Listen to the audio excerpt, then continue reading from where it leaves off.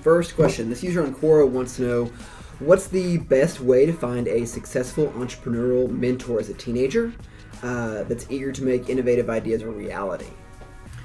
Yeah, so I think that it goes back into, what you just said. If you're looking for a mentor, you just, go find one. Like it's a very simple question.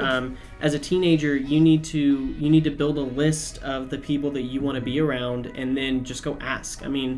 I think Steve Jobs is quoted as saying, he never didn't get what he asked for. So you just got to be willing to go in and ask. What would you recommend for a teenager? Like, how would you actually facilitate that ask?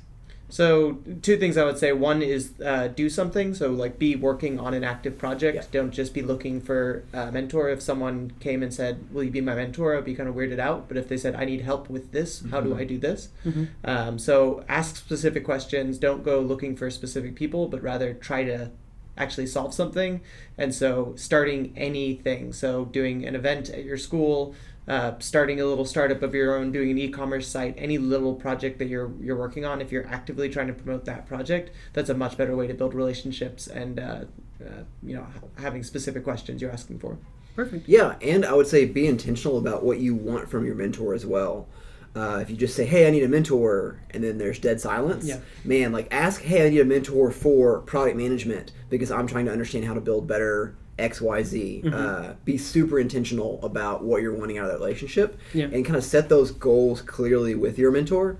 Otherwise, it may just fizzle or turn into we hang out and get lunch every once in a while. Yeah, and when you're a teenager as well, maybe think about, because if you're going to anyone who's remotely successful is very much going to value their time, and a lot of times mentors push people off not because they think they're too good or think they're that, but they don't think they can help the person because the person hasn't gotten to where they can be helped. So if you're thinking about it, especially as a teenager, maybe just go in and figure out how you can be around someone.